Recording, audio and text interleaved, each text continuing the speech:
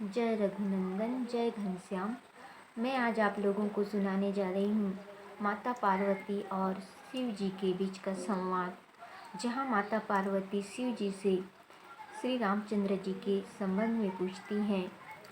उनके मन में जो मोह उत्पन्न हुआ था उसे दूर करने के लिए, उसका निवारण करने के लिए शिव जी से राम जी के बारे में पूछती हैं। तो यही संवाद मैं आज आप लोगों को सुनाने जा रही हूँ, जिसे भक्तिपूर्वक सुनिएगा और संवाद का आनंद लीजिएगा। जय रघुनंदन, जय घनश्याम।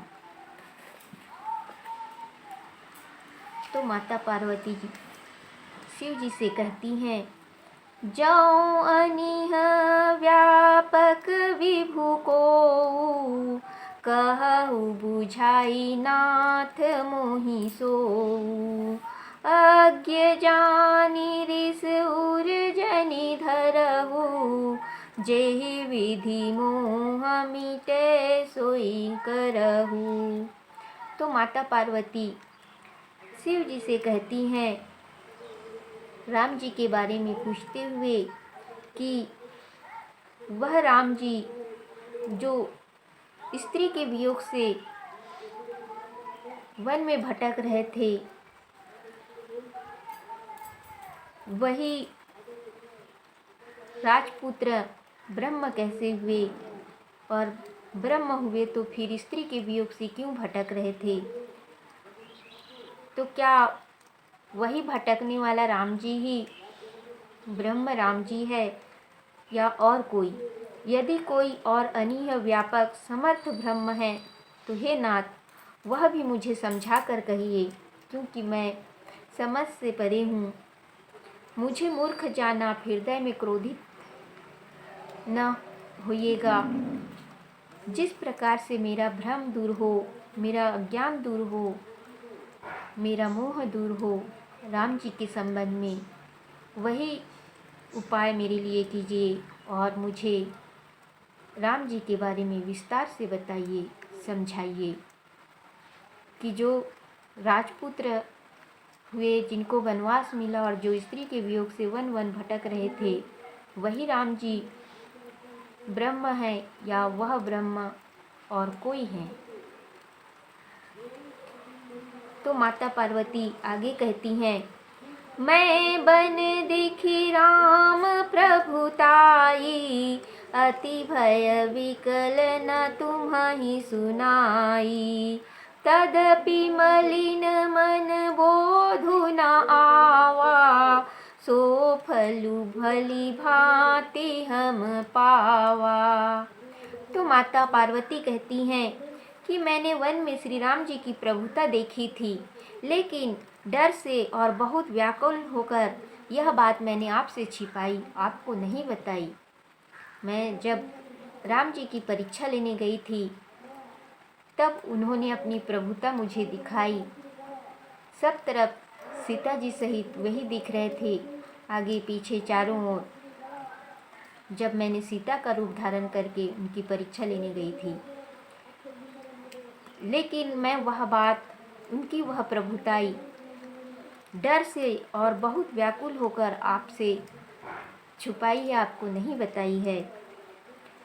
तो भी मेरे मलिन मन को यह बोध नहीं हुआ, जो उसका फल मैंने अच्छी तरह पाया। मैंने आपको नहीं बताया, प्रभु ने अपनी प्रभुताई दिखाई, मैंने सारी बात आपसे छिपाई, जिसका ही फल मैंने आज पाया है कि मुझे अपने आपके द्वारा त्यागी गई और अपने पिता के यज्ञ में अपना देह त्याग करके मुझे फिर से जन्म लेना पड़ा और घोर तपस्या करके फिर आपको पति के रूप में पाना पड़ा। तो यह जो फल है मैंने पाया है। तो आगे कहती हैं, अजहु कछु संसऊ मन मोरे, करहूँ कृपा बिनवऊँ कर जोरे। प्रभु तब मोहि बहु भांति प्रबोधा, नाथ सो समुझि करहु जनि क्रोधा। तो माता पार्वती विनती करती हुई शिव जी से कहती हैं कि इतना कुछ होने के बाद भी अब भी मेरे मन में कुछ संदेह है, तो उस संदेह को आप कृपा करके दूर कीजिए। मैं हाथ जोड़कर आपकी विनती करती हूँ, आपसे प्रार्थना करती हूँ, हे प्रभु, हे मेरे नाथ, हे मेरे स्वामी। आपने उस समय मुझे बहुत प्रकार से समझाया था जब मैं राम जी की परीक्षा लेने जा रही थी। मेरे मन में जब भ्रम हुआ था, लेकिन मैंने नहीं समझा, और जिसका फल मैंने पाया, तो उस समय भी आपने मुझे बहुत समझाया था, लेकिन मैं नहीं समझी। यह समझकर हे नाथ, हे मेरे स्वामी, हे मेरे ईश्वर, मुझसे क्रोधित न होइएगा, मुझ पर क्रोध न कीजिएगा, और मुझे राम जी के बारे में विस्तार से बताइए। तो माता पार्वती आगे कहती हैं, तब कर अस विमोह अब नाही, राम कथा पर रुचि मन माही। कहु पुनीत राम गुण गाथा, भुजगराज भूषण सुरनाथा। तो माता पार्वती प्रार्थना करती हुई कहती हैं कि मेरे मन में पहले के जैसे अब मोह नहीं है। मेरे मन में राम कथा सुनने की रुचि उत्पन्न हुई है। मैं राम कथा सुनना चाहती हूँ। हे नागराज भूषण, हे सर्पों के भूषण धारण करने वाले, हे देवताओं के स्वामी, आप श्री राम जी चंद्र जी के गुणों की पवित्र कथा मुझसे विस्तार से कहिए, जिससे मेरे मन में जो बचा खुचा भ्रम है वो सब दूर हो जाए। तो इस प्रकार से माता पार्वती आगे कहती हैं, बंदऊँ पद धरि धरनी सिरो, विनय करऊँ कर जोरी। बरनहु रघुवर विशद जसु, श्रुति सिद्धांत निचोरी। तो आगे माता पार्वती शिव जी से कहती हैं कि मैं पृथ्वी पर सिर रखकर आपके चरणों में प्रणाम करती हूँ और हाथ जोड़कर आपसे विनती करती हूँ, हे नाथ, हे स्वामी, आप श्री रामचंद्र जी का निर्मल यश वेदों का सारांश लेकर वर्णन कीजिए, जिससे मेरे सारे भ्रम दूर हों, सारे भ्रम मिट जाए और मुझे राम कथा का रसपान करने का आनंद मिले। हे स्वामी, मुझे रामचंद्र जी की जो कथा है, जो चरित्र है, उसे विस्तार से कहिए। तो आगे फिर माता कहती हैं, यद्यपि जो सीता नहीं अधिकारी, दासी मन क्रम वचन तुम्हारी। गुढ़ऊ तत्व न साधु दुरावही, आरत अधिकारी जहाँ पावहीं। तो माता पार्वती कहती हैं कि यद्यपि स्त्री को वेद सिद्धांत सुनने का अधिकार नहीं है, तथापि मन, कर्म और वाणी से मैं आपकी दासी हूँ, आपकी अर्धांगिनी हूँ। हे नाथ, साधु लोग जहाँ आर्त अधिकारी पाते हैं, वहाँ गुण तत्व को भी नहीं छिपाते हैं, गुण से भी गुण तत्व को विस्तार से उनके सामने प्रकट कर देते हैं, बोल देते हैं। तो मुझे अधिकारी जानकर राम जी की कथा सुनने का, राम जी के बारे में जानने का मुझे अधिकारी जानकर आप मुझे उनके बारे में सब कुछ विस्तार से बताइए। तो इस प्रकार से माता पार्वती शिव जी से प्रार्थना करती हैं। आगे कहती हैं, अति आरती पूछऊँ सुर राया, रघुपति कथा कहु करी दाया। प्रथम सो कारण कहु विचारी, निरुगुण ब्रह्म सगुण बपुधारी। तो माता पार्वती कहती हैं, हे देवेश, बहुत दिन होकर मैं आपसे पूछती हूँ, कृपा करके मुझे रामचंद्र जी का, रघुनाथ जी की कथा को सुनाइए। उनकी कथा मुझे विस्तार से कहिए। पहले वह कारण विचार कर बतलाइए आप, जिसके कारण निर्गुण ब्रह्म सगुण रूप में प्रकट होते हैं और लीला करते हैं। तो यह जो रहस्य है, यह जो गूढ़ तत्व है कि निर्गुण ब्रह्म क्यों सगुण रूप धारण करते हैं, वह मुझे विस्तार से बताइए। तो आगे कहते हैं, पुनि प्रभु कहु राम अवतारा, बाल चरित पुनि कहु उदारा। कहु जथा जानकी विवाही, राज तजा सो दूषण काहीं। फिर आगे माता पार्वती कहती हैं कि हे नाथ, हे प्रभु, राम जी के अवतार की सारी कथा कहिए। फिर उदार बाल चरित्र कहिए, उनकी जो बाल चरित्र है, बाल लीला उन्होंने जो की हैं, धरती पर अवतार लेकर सगुण रूप धारण करके वह बाल चरित्र का वर्णन कीजिए। जिस प्रकार श्री राम जी का फिर विवाह हुआ है और फिर राज्य छोड़कर वन को गए हैं, सो उनके वन जाने का क्या दोष था, किस कारण से उनको वनवास हुआ, वह सारी कथा मुझे विस्तार से कहिए। तो आगे कहती हैं, बन बस कीन्ह चरित अपारा, कहु नाथ जिमि रावण मारा। राज बैठी कीन्ही बहुलीला, सकल कहु शंकर सुखशीला।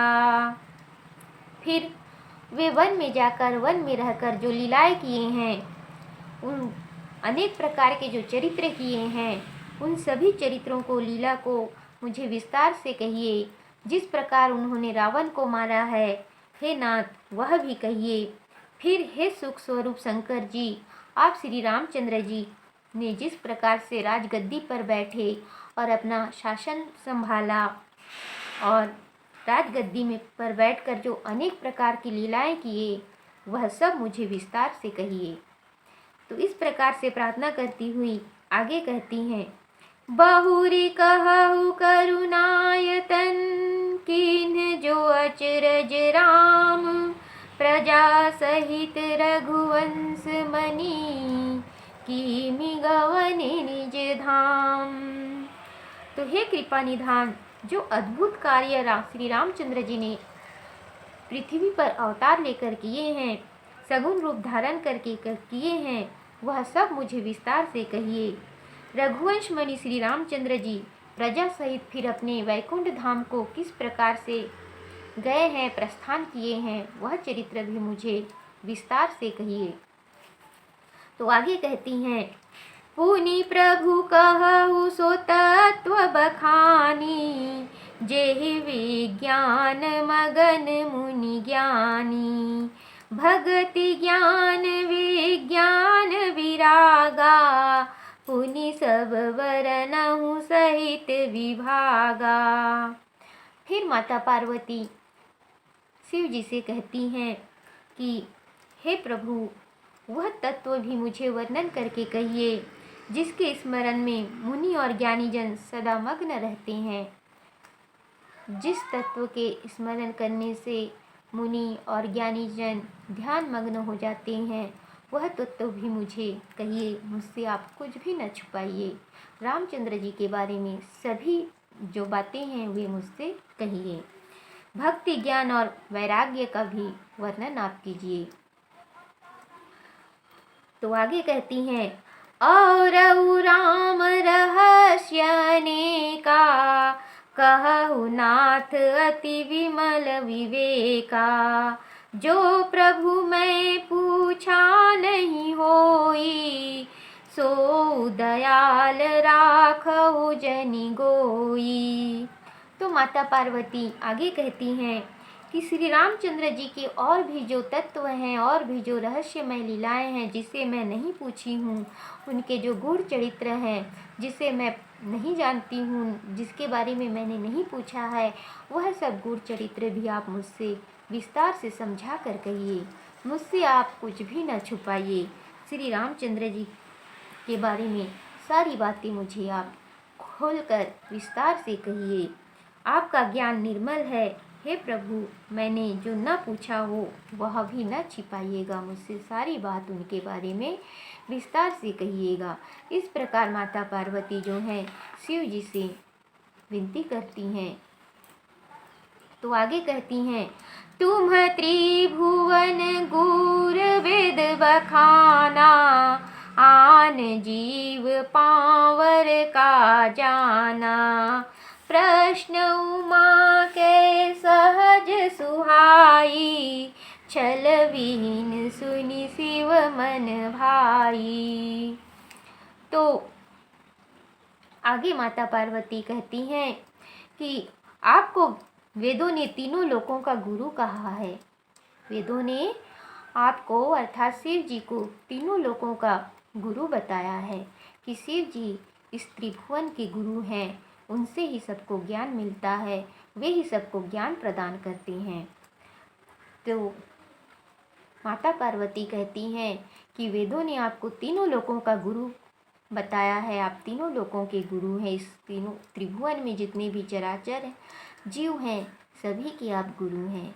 तो अन्य तुच्छ जीव इस रहस्य को क्या जाने, जो इस त्रिभुवन में जो तुच्छ जीव हैं, जिनको ज्ञान नहीं है, वे आपके बारे में, आपके इस रहस्य के बारे में क्या जाने कि आप इस त्रिभुवन के गुरु हैं। आप ही सबका मार्गदर्शन करते हैं, सबके ज्ञान की चक्षु खोलते हैं, सबको प्रभु श्री राम जी की भक्ति प्रदान करते हैं। आपके सहायता के बिना, आपके मार्गदर्शन के बिना कोई मुक्ति भक्ति नहीं पा सकता। इस त्रिभुवन में जितने भी चराचर जीव हैं सभी आपकी कृपा से ही कृतार्थ होते हैं, क्योंकि आप श्री रामचंद्र जी के स्वामी सखा सेवक तीनों हैं। आप में और श्री रामचंद्र जी में जो प्रेम है, आप दोनों के बीच जो भाव है उसका वर्णन शब्दों से नहीं हो सकता। आप दोनों ही एक दूसरे के स्वामी से सखा और सेवक हैं। आपके मार्गदर्शन के बिना, आपके कृपा के बिना कोई श्री हरि की भक्ति, श्री राम जी की कृपा करुणा नहीं पा सकता। श्री राम जी को प्राप्त करने के लिए, श्री राम जी की भक्ति प्राप्त करने के लिए पहले आपकी भक्ति, आपकी कृपा पाना आवश्यक है, क्योंकि इस त्रिभुवन में आप ही एक ऐसे हैं जो सभी जीव को मुक्ति प्रदान करते हैं, सभी जीव को श्री राम जी की भक्ति प्रदान करते हैं, उन तक पहुंचने का मार्ग बताते हैं। आपकी सहायता के बिना उन तक कोई नहीं पहुंच सकता। तो ये जो गूढ़ तत्व है, ये जो गूढ़ रहस्य है, इसको सृष्टि के त्रिभुवन के तुच्छ जीव क्या जाने। आपको वेदों ने तीनों लोगों का गुरु कहा है। तो इस प्रकार पार्वती जी के स्वाभाविक सुहावने और छल से रहित वचन सुनकर शिव जी बहुत ही प्रसन्न हुए। उनको माता पार्वती की ये बातें बहुत ही अच्छी लगी। तो आगे कहते हैं, हरहि रामचरित सब आए, प्रेम पुलक लोचन जल छाए। श्री रघुनाथ रूप उर आवा, परमानंद अमित सुख पावा। तो माता पार्वती के ऐसे वचन सुनकर शिव जी के हृदय में राम जी के सब चरित्रों का स्मरण हो आया। प्रभु श्री रामचंद्र जी के जितने भी चरित्र हैं, जितने भी लीलाएं हैं, जितने भी गूढ़ चरित्र हैं, वे सभी शिव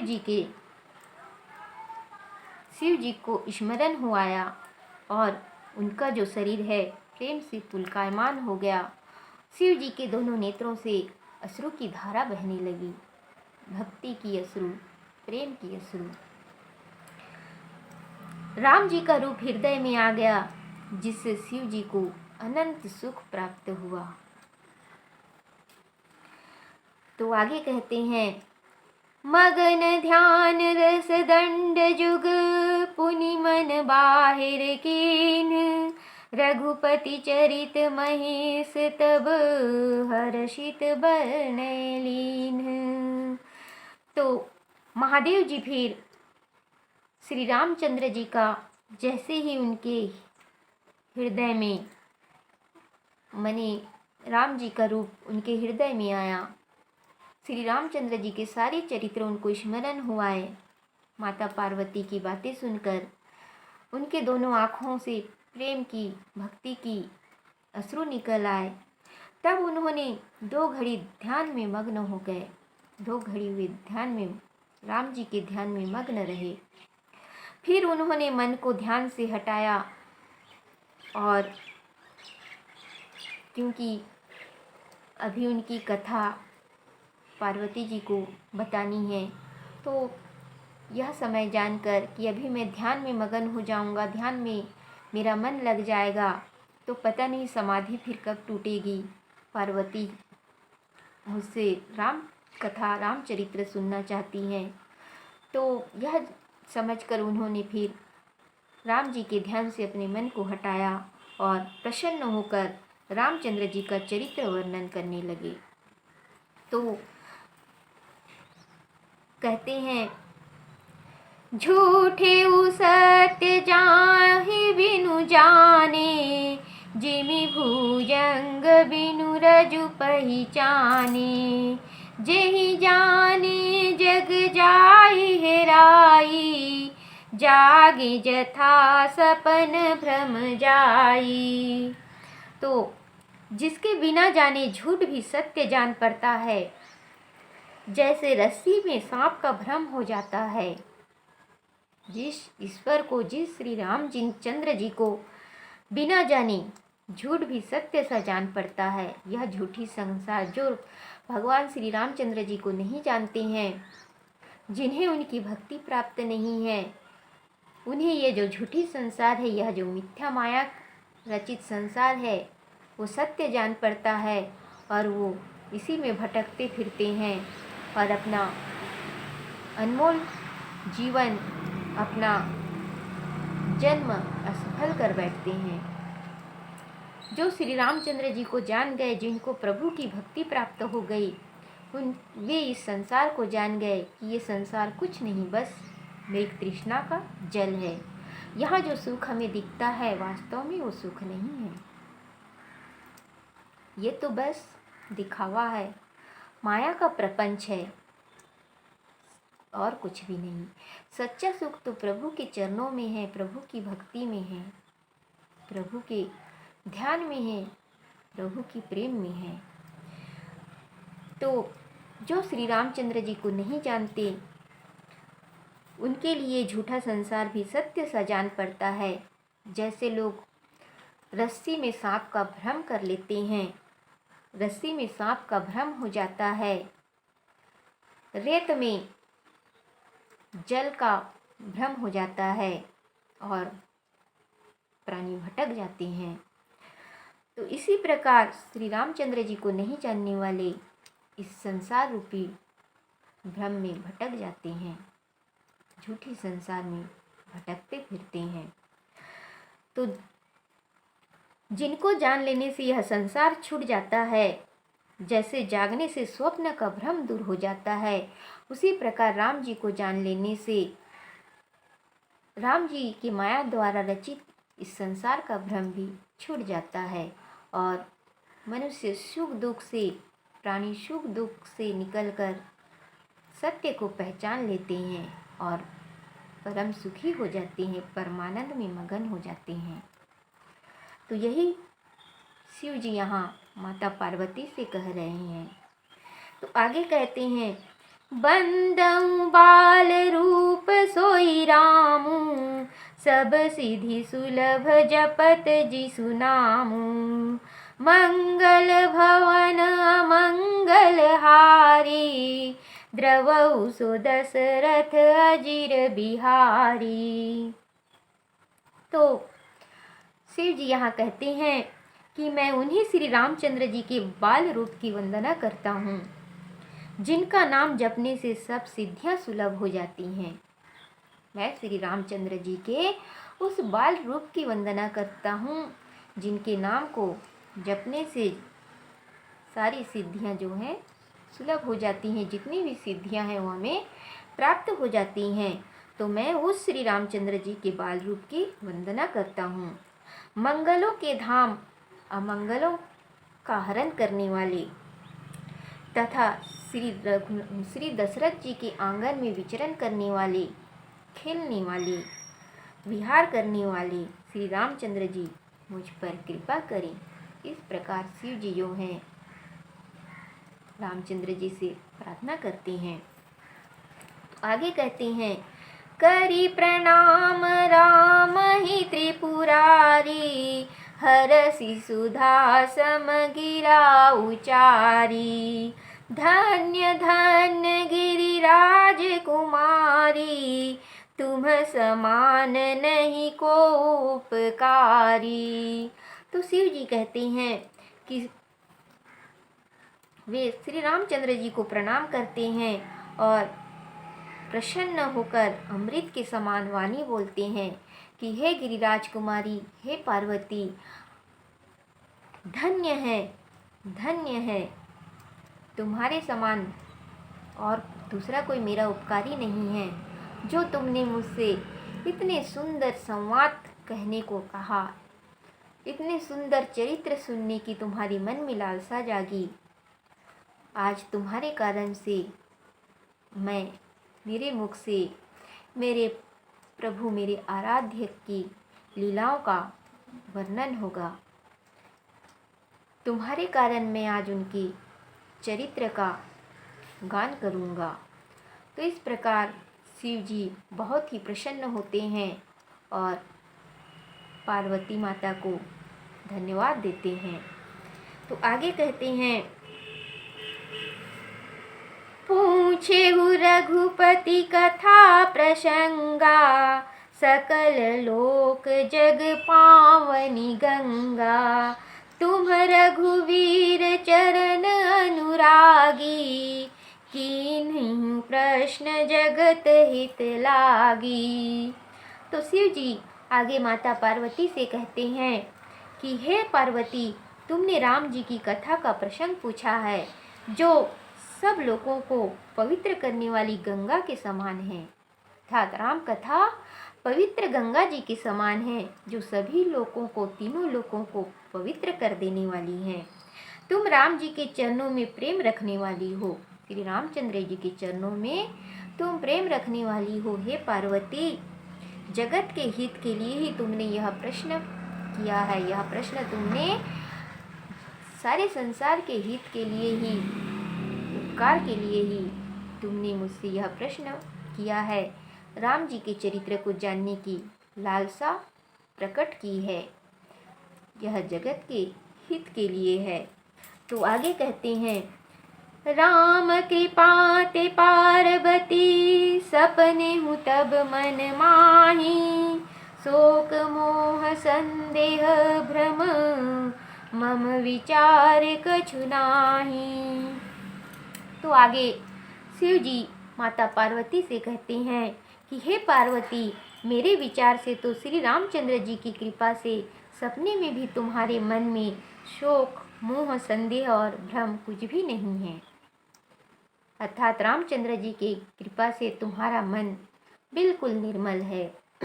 शोक, मोह, संदेह इन सब से जो है रहित है। तुमने जगत के कल्याण के लिए, तीनों लोगों की हित के लिए रामचरित्र सुनने की लालसा मुझसे प्रकट की है।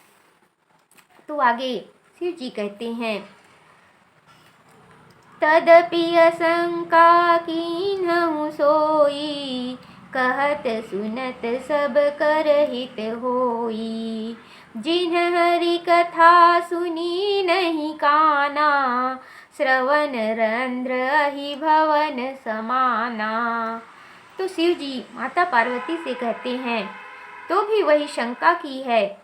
अर्थात तुम्हारे मन में श्री रामचंद्र जी की कृपा से शोक, मोह, संदेह कुछ भी नहीं है, फिर भी तुमने शंका जताई है जिसके कहने सुनने से सबका कल्याण होगा। अर्थात अपने मन की शंका के रूप में तुमने यह प्रकट की है कि मैं रामचरित्र सुनाऊं, तो रामचरित्र सुनने की तुमने लालसा प्रकट की है, तो जिसके कहने से सुनने से सारी सृष्टि का कल्याण होगा, तीनों लोगों का कल्याण होगा। जिन्होंने हरि कथा कानों से नहीं सुनी, शिव जी कहते हैं कि जिन्होंने हरि कथा अपने कानों से नहीं सुनी, उनके कान सांप के बिल के समान हैं। जो अपने कान से रामचंद्र जी की कथा नहीं सुनते हैं, हरि जी की कथा नहीं सुनते हैं, नहीं सुनी है, उनका कान सांप के बिल के समान है, किसी काम का नहीं। तो आगे कहते हैं, नयन ही संत दरस नहीं देखा, लोचन मोर पंख कर लेखा, ते सिर कटु तुम्बरी समतूला, जे नमत हरि गुर पद मूला। तो आगे शिव जी कहते हैं, जिसने नेत्रों से संतों के दर्शन नहीं किए, जिसने अपने नेत्रों से संतों के दर्शन नहीं किए। अब संत कौन है, सच्चा संत कौन है, इसकी पहचान करना बड़ी मुश्किल है। प्रभु की कृपा से ही हमें संतों की पहचान हो सकती है। संसार में वेश धारण करके घूमने वाले तो बहुत हैं, जैसे रावण था, कालनेमी था, पता नहीं वैसे और कितने होंगे, कितने हैं। तो संतों की पहचान करना बड़ी मुश्किल है। प्रभु की कृपा से ही सच्चे संत की पहचान हो सकती है, वरना भटकने में देर नहीं लगती। तो शिव जी कहते हैं कि जिन्होंने नेत्रों से संतों का दर्शन नहीं किया, उनके नेत्र मोर पंखों में लिखे हुए नेत्रों के समान हैं। मोर के पंख में जो नेत्र चित्रित है, वैसे ही उनके नेत्र मोर पंखों में लिखे हुए नेत्रों के समान हैं, किसी काम का नहीं।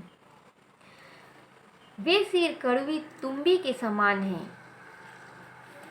जो सिर गुरु के आगे, हरि के आगे नहीं झुकते, गुरु के हरि के चरणों में नहीं झुकते, वे सिर कड़वी तुम्बी के समान हैं, किसी काम का नहीं।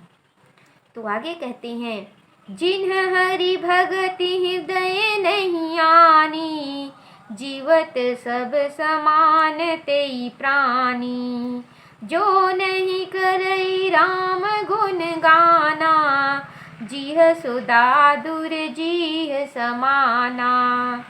तो शिव जी माता पार्वती जी से कहते हैं कि जिन्होंने अपने हृदय में हरि भक्ति धारण नहीं की, जिनके हृदय में हरि की भक्ति नहीं है, जिन्होंने अपने हृदय में हरि की भक्ति धारण नहीं की, वे प्राणी जीते हुए भी मुर्दों के समान हैं, जीते हुए भी मरे हुए के समान है, मुर्दे के समान है। जो अपने हृदय में श्री रामचंद्र जी को नहीं बसाते हैं, उनके हृदय, उनके भक्ति को नहीं बसाते हैं।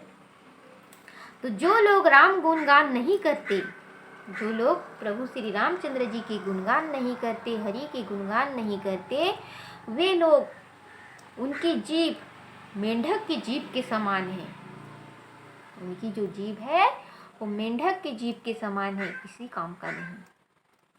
तो आगे कहते हैं, कुलिस कठोर निठुर सोई छाती, सुनी हरि चरित न जो हर साती, गिरिजा सुनहु राम कै लीला, सुरहित दनुज विमोहन शीला।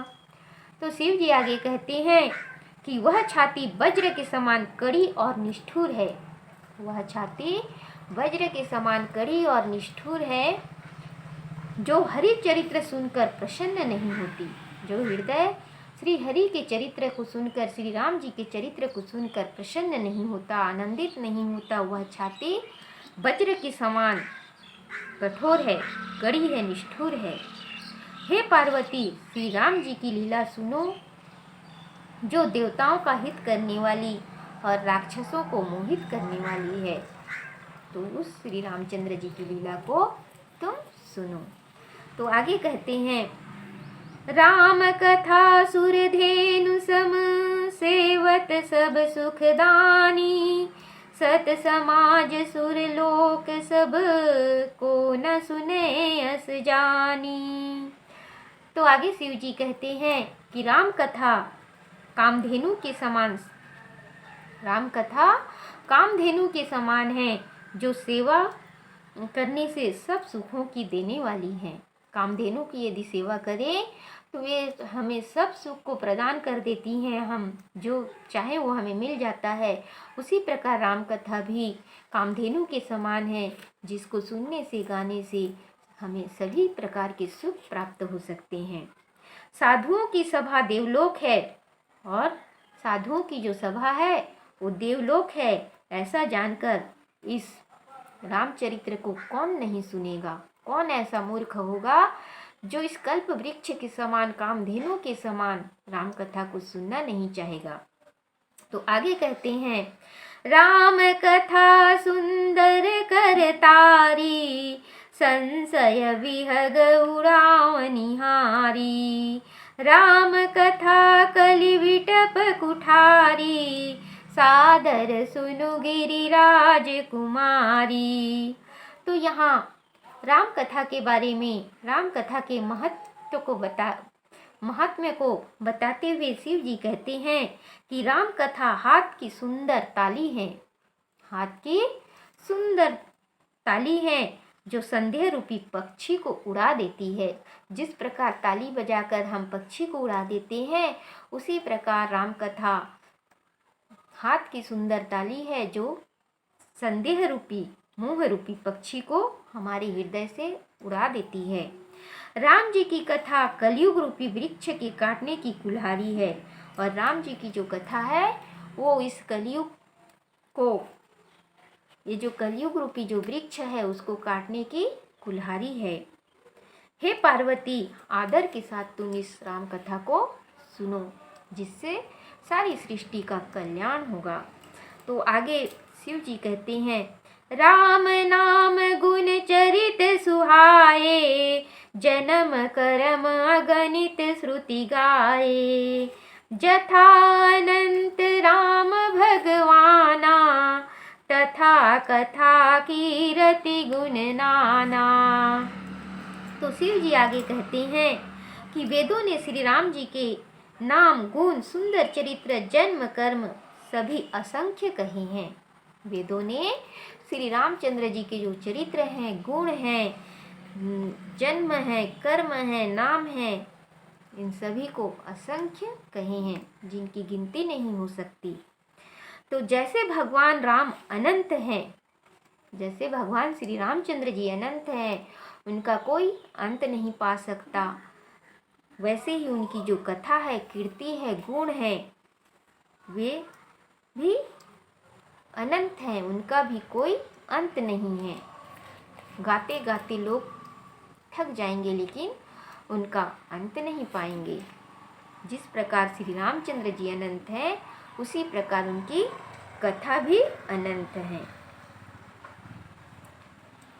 राम अनंत, उनकी कथा अनंता, बहुविधि कहाही गावहि संता। तो आगे शिव जी कहते हैं, यद्यपि जथा श्रुति जसी मति मोरी, कहियऊँ देखी प्रीति अति तोरी। उमा प्रश्न तब सहज सुहाई, सुखद संत सम्मत मोहि भाई। तो शिव जी आगे कहते हैं कि तो भी जैसे मैंने राम जी अनंत है और उनकी कथा अनंत है, जिसका कोई पार नहीं पा सकता, फिर भी जैसे मैंने सुनी है और जैसी मेरी बुद्धि है, उसके अनुसार तुम्हारी राम कथा में बहुत ही प्रीति देखकर हे पार्वती, मैं राम जी की कथा तुमसे कहूँगा। हे पार्वती, तुम्हारे प्रश्न स्वाभाविक है, सुहावने हैं, सुंदर हैं, सुखदायक हैं और साधु सम्मत है। तुमने जो राम कथा सुनने की लालसा जगाई है या प्रकट की है, तुमने जो राम जी के बारे में पूछा है, वो सभी जो तुम्हारे प्रश्न हैं वो स्वाभाविक है, सुहावने हैं, सुखदायक है और साधु सम्मत प्रश्न है। मुझे भी बहुत ही अच्छे लगे हैं तुम्हारे प्रश्न। तो आगे कहती हैं, एक बात नहीं मोहि सुहानी, यद्यपि मोह बस कहे भवानी। तुम जो कहा राम को आना, जेहि श्रुति गाव धरहि मुनि ध्याना। हे पार्वती, तुम्हारे प्रश्न बहुत ही उचित है, सुहावने है, सुखदायक है, लेकिन मुझे तुम्हारी एक बात यह अच्छी नहीं लगी कि तुमने अज्ञानवश होकर ही से कही है कि राम कोई और हैं जिन्हें वेद गाते और मुनिजन जिनका ध्यान करते हैं, या फिर कोई और हैं। तो यह जो प्रश्न है यह मुझे अच्छा नहीं लगा। तो आगे कहते हैं, कहीं सुनहि अस अधम नर, ग्रसे जे मोह पिशाच, पाप संडे हरिपद विमुख, जानहि झूठ न साच। तो शिव जी कहते हैं कि ऐसी बात अधम मनुष्य ही कहते सुनते हैं। तुमने जो प्रश्न रखा कि वन में पत्नी के वियोग से विचरण करने वाले राम क्या वही राम हैं जो ब्रह्म सगुण रूप धारण करके धरती पर अवतार लेते हैं, तो यह प्रश्न मुझे अच्छी नहीं लगी। ऐसी बात अधम मनुष्य ही कहते सुनते हैं जो अज्ञान रूपी पिशाच ग्रस्त, पाखंडी और हरि भगवान के चरणों से विमुख है और झूठ सच कुछ भी नहीं जानते हैं। वे ही ऐसे प्रश्न कहते हैं, सुनते हैं, और ऐसे प्रश्न उन्हीं के मन में आते हैं। तो आगे कहते हैं, आज्ञा कोविद अंध भागी, कोई विषय मुकुर मन लागी। लंपट कपट कुटिल विशेषी, सपने हूँ संत सभा नहीं देखी। हे पार्वती, ऐसा अज्ञान रूपी प्रश्न वही करते हैं जो अज्ञानी हैं, मूर्ख हैं, अंधे और अभागे हैं, और जिनके मन रूपी दर्पण पर विषय रूपी काई लग चुकी है, जो विषय में कामनाओं में भ्रमण करते हैं, जिनका मन विषयों में कामनाओं में लगा हुआ है, वे ही इस प्रकार के प्रश्न करते हैं। वे ही अज्ञानी, मूर्ख, अंधे और अभागे लोग ही इस प्रकार के प्रश्न करते हैं। उन्हीं के मन में इस प्रकार के प्रश्न हैं कि राम कोई और है या कोई और है। जो लंपट, छली और कुटिल हैं और जिन्होंने सपने में भी संत समाज नहीं देखा है, उन्हीं के मन में इस प्रकार के प्रश्न आते हैं। कहीं ते वेद सम्मत बानी, जिनके सूझ लाभु नहीं हानि। मुकुर मलिन अरु नयन विहीना, राम रूप देखहि किमि दीना। तो जिन्हें लाभ हानि नहीं सूझती, वे ही ऐसी वेद विरुद्ध बातें करते हैं, रामचंद्र जी के संबंध में शंका करते हैं। जिनका मन रूपी दर्पण मैला है और जिनके ज्ञान रूपी नेत्र नहीं है, वे बेचारे श्री रामचंद्र जी के रूप को कैसे देखेंगे, कैसे उनकी लीला को समझेंगे। तो आगे वे कहते हैं, जिन्ह की अगुण न सगुण विवेका, जल्पहि कल्पित बचन अनेका। हरि माया बस जगत भ्रमाहि, तिन्हि कहत कछु अघटित नाही। तो आगे शिव जी कहते हैं कि जिनको निर्गुण और सगुण का ज्ञान नहीं है, जिनको प्रभु के निर्गुण और सगुण रूप का ज्ञान नहीं है, जो अनेक प्रकार की मनमानी बातें बकते हैं, जो हरि की माया के वश में भ्रमते हैं, उनको कुछ भी कह डालना असंभव नहीं है। वे कुछ भी कह सकते हैं, प्रभु के बारे में वे कुछ भी संशय प्रकट कर सकते हैं, क्योंकि उनके पास तो ज्ञान है नहीं, हरि की भक्ति है नहीं, वे विषयों में विचरण करने वाले हैं। कामनाओं में भटकने वाले हैं। तो ऐसे जो प्राणी हैं, जो जीव हैं, वे प्रभु के बारे में क्या जाने, प्रभु के निर्गुण रूप और सगुण रूप के बारे में क्या जाने। वे जो है अपने मनमानी बातें प्रभु के बारे में करते हैं।